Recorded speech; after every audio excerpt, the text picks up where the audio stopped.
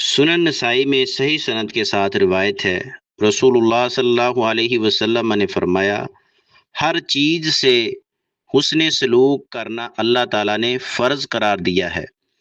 اس لیے جب تم کسی جانور کو ذبح کرنے لگو تو اچھے طریقے سے ذبح کرو۔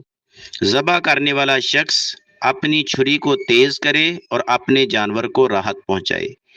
اس حدیث مبارکہ کا مفہوم یہ ہے، اسلام ہر چیز کے ساتھ اچھا سلوک کرنے کا حکم دیتا ہے، یہاں تک کہ جانور کو ذبح کرتے وقت بھی اچھا اور آرام دہ طریقہ اختیار کرنے کا حکم دیا ہے کہ جانوروں کو ذبح کرنے سے پہلے چھری کو اچھی طرح تیز کر لیا جائے تاکہ ذبح کرتے وقت زیادہ دیر نہ لگے، اور چھری کو بھی جانور کے سامنے تیز نہیں کرنا چاہیے بلکہ کسی اور جگہ تیز کرنے کا حکم ہے،